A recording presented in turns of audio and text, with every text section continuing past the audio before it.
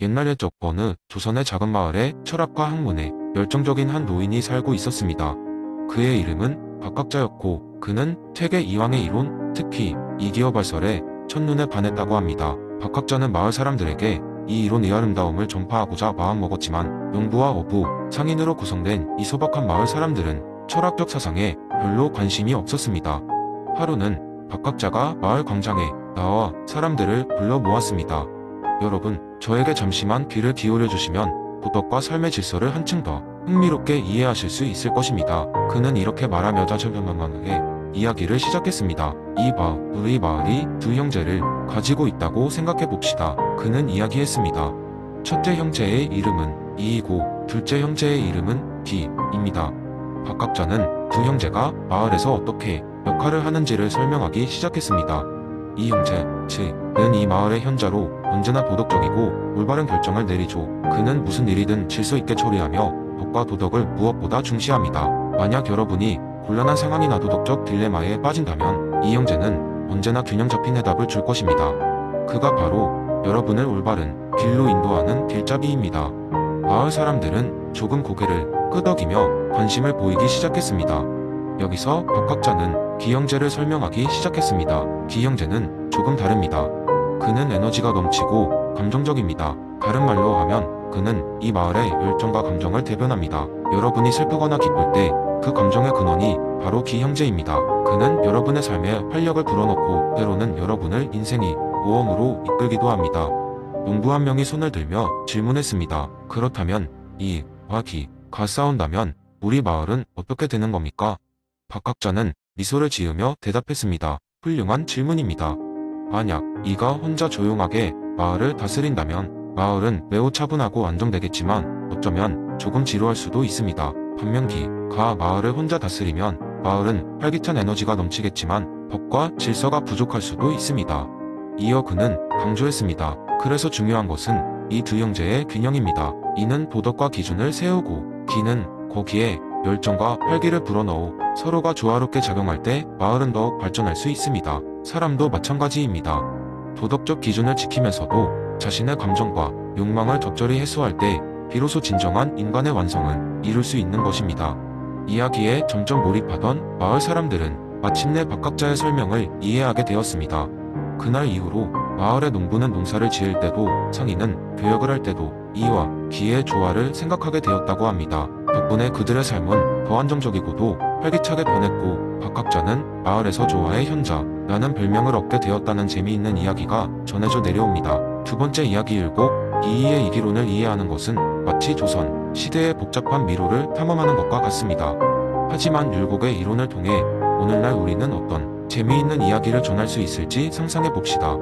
옛날 옛적 조선의 한 마을에 율곡 이이의 철학을 연구하던 학자 청년이 있었어요. 그의 이름은 정우였고 그는 성리학의 깊이를 탐구하며 다양한 이론들을 소개하기로 결심했답니다. 어느 날 그는 보이지 않는 이와 보이는 기의 신비한 하루라는 제목의 강연을 열기로 했습니다. 강연 당일 마을 사람들은 그가 준비한 이야기를 듣고 싶어 강당에 모였어요. 정우는 무대에 서서 잠옷 진지하게 이야기를 시작했습니다. 그는 무게 있는 표정으로 말했다. 여러분, 이와 기는 마치 우리의 몸과 마음 같아서 눈에 보이지 않는 것이지만 우리 삶을 움직이게 하죠. 잠시 상상해 봅시다. 만약 우리의 하루가 이와 기의 모습으로 변한다면 어떨까요? 정우는 손짓을 하며 이야기를 이어갔습니다. 어느 날 아침 여러분은 눈을 뜨자마자 신비로운 일을 겪습니다. 바로 여러분의 눈앞에 푸른빛으로 빛나는 존재가 나타납니다. 그가 이입니다. 그는 온화한 미소로 말합니다. 안녕하세요. 저는 당신의 하루의 원리입니다. 말하는 것 같지만 입은 움직이지 않고 여러분의 머릿속으로 직접 전해지죠. 그리고 잠시 후 꿈을 대며 날아드는 또 다른 존재, 작은 회오리 바람처럼 생긴 기가 나타납니다. 그는 자유롭게 날아다니며 들떠 말합니다. 안녕하세요. 저는 당신의 하루를 흥미롭게 만들 물질적 요소예요. 그의 에너지는 한순간도 가만히 있지 않습니다. 정우는 상상의 세계를 더해가기 시작했습니다. 이제 이와 기가 힘을 합쳐 여러분의 하루를 만들어갈 겁니다. 아침 식탁에 앉으면 기가 건강에 좋은 하루를 위해 아침 식사로 균형 잡힌 영양을 고려해야 해요. 라고 속삭입니다. 그 순간 기는 냄비 속에서 보글보글 끓는 미역국이 향기와 함께 여러분의 코를 자극하죠. 관중들은 이에 즐거워하며 미소 지었습니다. 정우는 이야기를 이어갔습니다. 그리고 일을 하러 나갈 때 이는 오늘 하루의 계획은 이렇게 잡아야 보람찬 결과를 얻을 수 있어 라고 조언하고 기는 맞아요. 조금 이르지만 점심시간에 회오리 바람처럼 즐겁게 보내자고 라며 여러분을 깨웁니다. 하루의 끝에는 이가 온화하게 말하죠. 오늘 하루도 너의 원리에 따라 잘 살아냈군요. 그리고 기는 피곤한 몸을 눕히는 순간 멋진 하루였어. 편안히 쉬자고 라며 덧붙입니다. 정우는 마무리하며 말했습니다. 여러분, 이와 기의 조화로 우리의 하루가 완성됩니다. 이는 우리가 삶을 더 깊이 이해할 수 있도록 길을 제시하고 기는 그 길 위의 모든 경험들을 더 풍부하게 만들죠. 이제 여러분도 삶의 이 기론을 마음속에 담아 오늘을 한 번 더 돌아보는 건 어떨까요?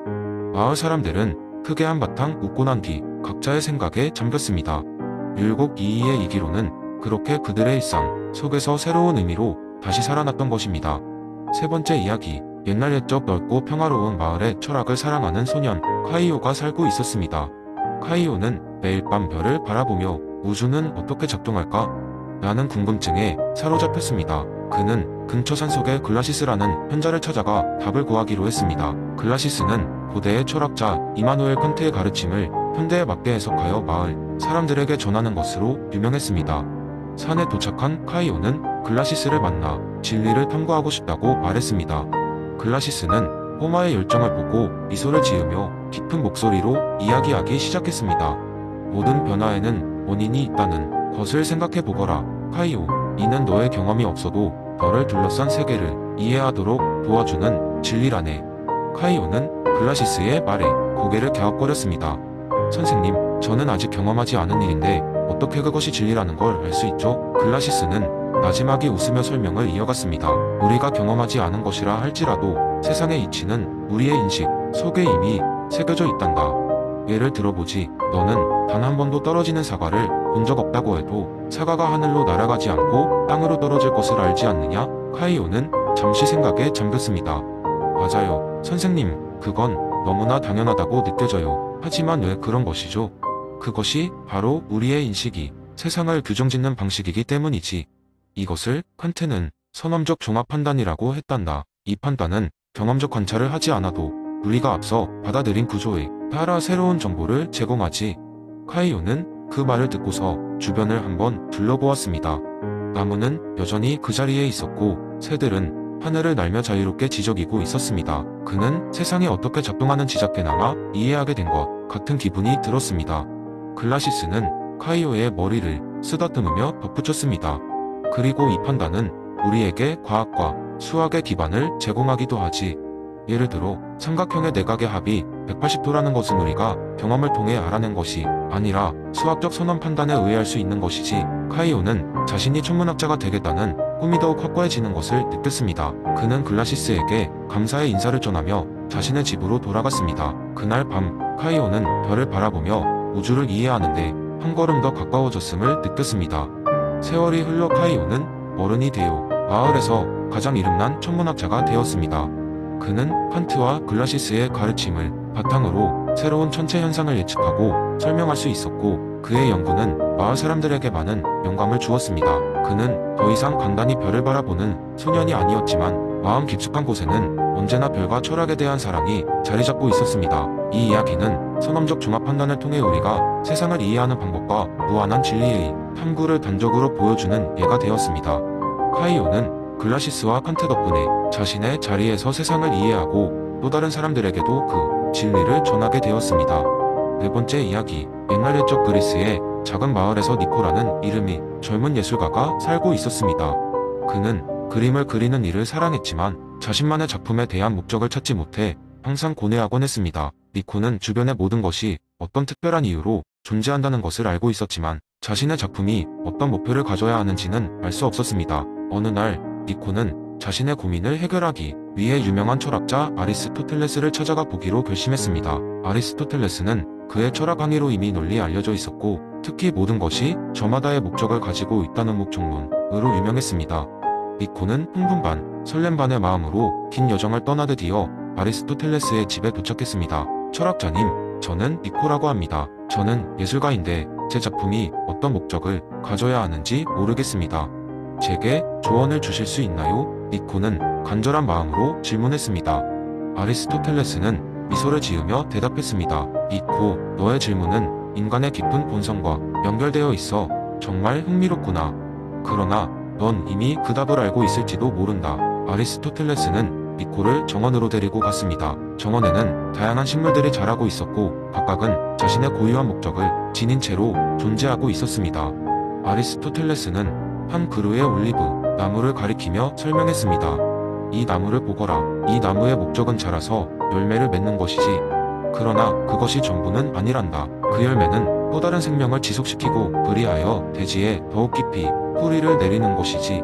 니코는 고개를 끄덕이며 물었습니다. 그렇다면 제 그림도 그냥 존재하는 것 이상으로 어떤 목적을 가져야 하는 것인가요? 아리스토텔레스는 미소를 지으며 말했다. 예술의 목적은 행복을 추구하는 데 있단다. 니코, 너의 그림은 단순히 형상을 캔버스에 옮기는 것 이상의 무언가를 담을 수 있는 것이지. 그것은 사람들에게 어떤 감정을 불러일으키고 그들의 삶에 영향을 줄 수 있는 힘을 가지고 있단다. 너의 작품이 너와 타인에게 행복을 불러일으키고 있다면 그것이 바로 그 목적을 이루고 있는 것이야.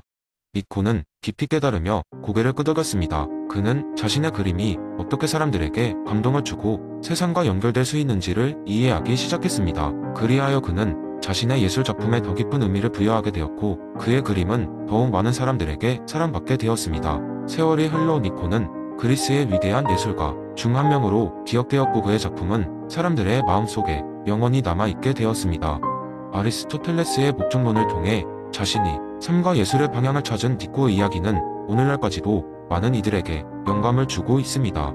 그리하여 모든 존재에는 그만의 목적이 있으며 우리는 그것을 발견하고 추구하는 과정에서 진정한 행복을 찾을 수 있다는 메시지를 전달하며 이야기는 끝이 납니다.